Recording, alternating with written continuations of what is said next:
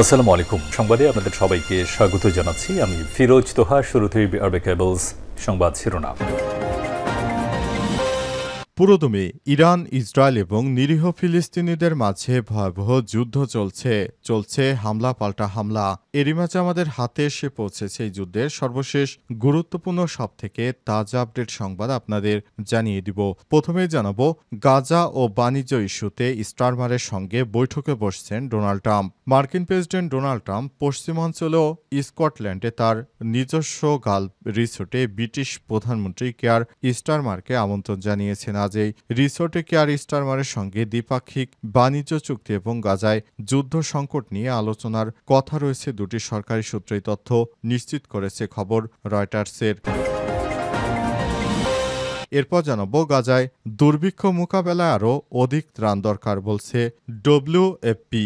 গাজায় দীর্ঘদিন ধরে খাদ্য সরবরাহ বন্ধ রাখার ফলে ভয়াবহ সংকট তৈরি হয়েছে। অবস্থায় পরিস্থিতি মোকাবেলায় জাতিসংঘের একাধিক সংস্থা গাজায় আরও অধিক খাদ্য পাঠানোর আহ্বান জানিয়েছে।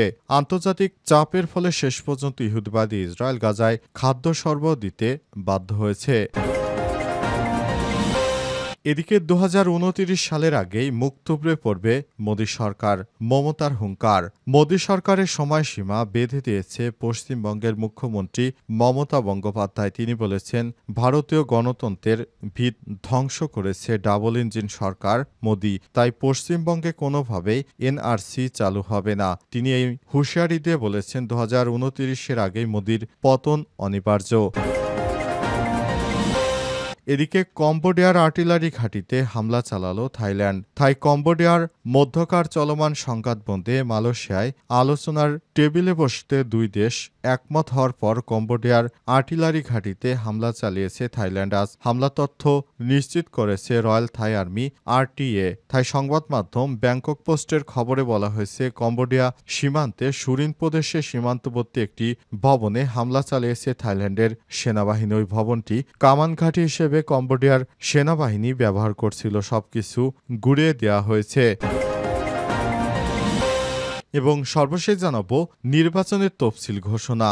রাজশাহী বিশ্ববিদ্যালয় কেন্দ্রীয় ছাত্র সংসদ রাকসু নির্বাচনের তফসিল ঘোষণা করা হয়েছে। আজ বিকাল ৩টায় বিশ্ববিদ্যালয় সিনেট ভবনে আয়োজিত এক সংবাদ সম্মেলনে তফসিল ঘোষণা করা হয়। তফসিল অনুযায়ী আগামী ১৫ই সেপ্টেম্বর রাকসু নির্বাচনের ভোট গ্রহণ অনুষ্ঠিত হবে। প্রিয় দর্শক, এতক্ষণ শুনছিলেন সংবাদ শিরোনাম, এবারে বিস্তারিত। তবে তার আগে বন্ধুরা, অনুরোধ থাকবে এই সংবাদটিতে একটি লাইক দিন।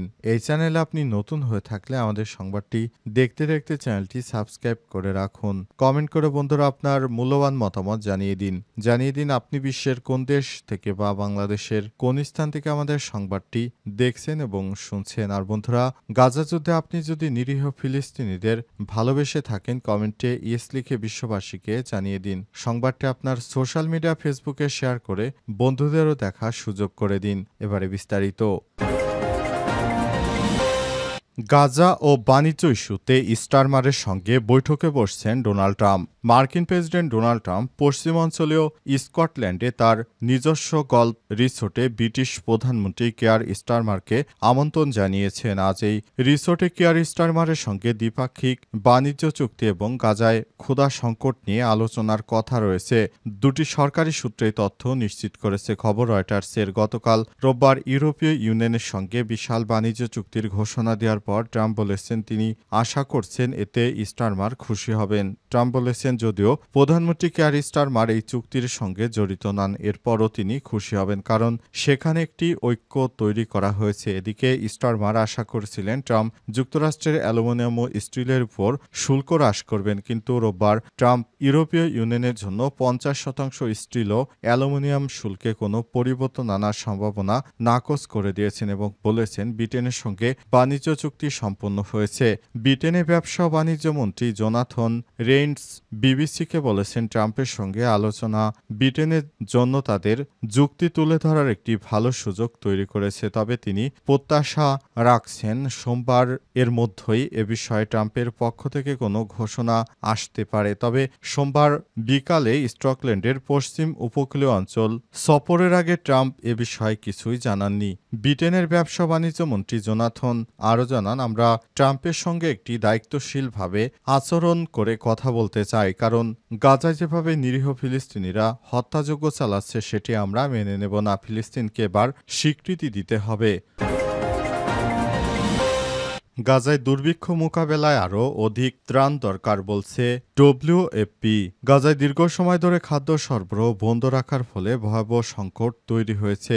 এ অবস্থায় পরিস্থিতি মোকাবেলায় জাতিসংঘের একাধিক সংস্থা আজ গাজায় আরও অধিক খাদ্য পাঠানোর আহ্বান জানিয়েছেন। আন্তর্জাতিক চাপের ফলে শেষ পর্যন্ত ইসরায়েল গাজায় খাদ্য সরবরাহ প্রবেশের অনুমতি দেওয়ার পরই আন্তর্জাতিক ত্রাণ সংস্থাগুলো এমন আহ্বান জানালো। খবর রয়টার্সের। চলতি সপ্তাহে ক্ষুধায় শিশুদের ছবি বিশ্বজুড়ে উদ্বেগ সৃষ্টি করার পর ইসরায়েল একটি বিমান থেকে ত্রাণ ফেলাসহ একাধিক পদক্ষেপ ঘোষণা দিয়েছে। এর মধ্যে রয়েছে গাজার 3টি অঞ্চলে প্রতিদিন মানবিক বিরতি এবং ত্রাণ বহনকারী কনভয়ের জন্য নতুন নিরাপদ করিডর চালুর উদ্যোগ গ্রহণ করা। আজ গাজার স্বাস্থ্য মন্ত্রণালয় জানিয়েছে, অনাহার ও অপুষ্টিতে ভুগে গত 24 ঘন্টায় 14 জনের মৃত্যু হয়েছে। এ নিয়ে গাজায় যুদ্ধ শুরু হওয়ার পর থেকে ক্ষুধায় 147 জনের মৃত্যু হয়েছে, যার মধ্যে 89 জন শিশু। এই ঘটনা ঘটেছে গত কয়েক সপ্তাহের মধ্যে।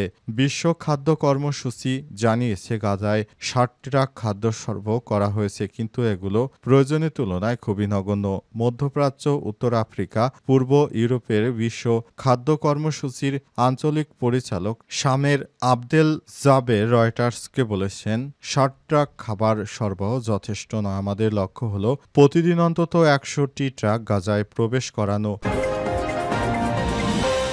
2029 সালের আগেই মুখ থুবড়ে পড়বে মোদি সরকার, মমতার হুঙ্কার।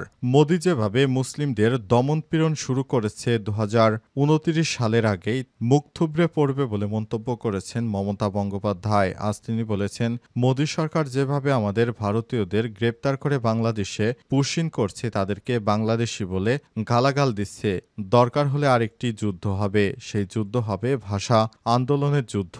মোদির বিরুদ্ধে এবার খেপেছেন তিনি বলেন, আমরা চাই একটি স্বাধীন ভারতবর্ষ, কিন্তু মোদি আমাদেরকে আলাদা আলাদা ভাগে ভাগ করতে চায়। আগামী 2029 সালের মধ্যেই মোদি মুখ থুবড়ে পড়বে, তার সরকার সামনের দিকে আর অগ্রসর হতে পারবে না। এ অবস্থায় মোদির অবস্থা খুব শোচনীয় পর্যায়ে এসে পড়েছে। কোনোভাবেই মোদি আগামী দিনে আর ভারতবর্ষের প্রধানমন্ত্রীর দায়িত্ব পালন করতে পারবে না, সে যোগ্যতা ইতিমধ্যেই মোদি হারিয়ে ফেলেছে বলে মন্তব্য করেছেন তিনি। মমতা আরও বলেন, আমি কোনো ভাষার বিরোধী নই, বৈচিত্র্যের মধ্যেই ঐক্য আমাদের গণতন্ত্রের মূল ভিত্তি। সোজাসুজি বিজেপির বিরুদ্ধে আঙ্গুল তুলে মমতা বলেছেন, ডবল ইঞ্জিন সরকার দেশের ভিত ধ্বংস করছে, বিরাট গেম প্ল্যান চলছে, কিন্তু বাংলার মানুষ মাথা নত করবেন। আমরা লড়াই জানি, লড়াই করে বাঁচতে জানি, দরকার হলে জীবন দেব, আবার ভাষা কেড়ে নিতে দেব না। এই সরকার 29 পর্যন্ত টিকতে পারবে না, তার আগেই ধপাস করে পড়ে যাবে। রাকসু নির্বাচনের তফসিল ঘোষণা। রাজশাহী বিশ্ববিদ্যালয় কেন্দ্রীয় ছাত্র সংসদ রাকসু নির্বাচনের তফসিল ঘোষণা করা হয়েছে। সোমবার 28 জুলাই বিকাল 3টায় বিশ্ববিদ্যালয়ের সিনেট ভবনে আয়োজিত এক সংবাদ সম্মেলনে তফসিল ঘোষণা করা হয়। তফসিল অনুযায়ী আগামী 15 সেপ্টেম্বর রাকসু নির্বাচনের ভোট গ্রহণ অনুষ্ঠিত হবে। প্রধান নির্বাচন কমিশনের পক্ষে নির্বাচন কমিশনার অধ্যাপক এনামুল হক তফসিল ঘোষণা করেছেন। তিনি জানান, আগামী 31 জুলাই আচরণবিধি প্রকাশ করা হবে। 6 আগস্ট খসড়া ভোটের তালিকা প্রকাশ, 7, 10 ও 12 আগস্ট ভোটার তালিকায় আপত্তি গ্রহণ ও নিষ্পত্তি, 14 আগস্ট চূড়ান্ত ভোটার তালিকা প্রকাশ করা, 17 থেকে 19 আগস্ট মনোনয়নপত্র বিতরণ করা, 21, 24 ও 25 আগস্ট মনোনয়নপত্র দাখিল করা, 27 ও 28 আগস্ট মনোনয়নপত্র যাচাই বাছাই করা, 31 আগস্ট প্রার্থীদের প্রাথমিক তালিকা প্রকাশ করা, 2 সেপ্টেম্বর মনোনয়নপত্র প্রত্যাহার, 4 সেপ্টেম্বর প্রার্থীদের চূড়ান্ত তালিকা প্রকাশ করা, 15 সেপ্টেম্বর ভোটগ্রহণ অনুষ্ঠিত হবে। ভোটগ্রহণ শেষে একই দিন ফলাফল ঘোষণা করা হবে। প্রত্যেক আবাসিক হলে ভোটগ্রহণ অনুষ্ঠিত হবে। অন্তর্বর্তীকালীন সরকার দায়িত্ব গ্রহণের পর বাংলাদেশ অনেকগুলো সংকটের মুখোমুখি হয়েছে। সবগুলোই অন্তর্বর্তীকালীন সরকারের প্রধান উপদেষ্টা সঠিকভাবে যাচাই বাছাই করে তারপর এগিয়ে নিয়ে চলেছে। এর জন্য অন্তর্বর্তীকালীন সরকারের প্রধান উপদেষ্টা প্রফেসর ডক্টর মোহাম্মদ ইউনূসকে ধন্যবাদ জ্ঞাপন করি সবাই। অন্তর্বর্তীকালীন সরকারের প্রধান উপদেষ্টা প্রফেসর ডক্টর মোহাম্মদ ইউনূস দায়িত্ব গ্রহণ করার মাধ্যমে দেশটাকে অনেক ভালো অবস্থানে নিয়ে যাওয়ার জন্য সর্বাত্মক প্রচেষ্টা চালিয়ে যাচ্ছেন তিনি, কিন্তু দুর্বৃত্তরা তাকে ভালোভাবে রাষ্ট্র পরিচালনা করতে দিচ্ছে না।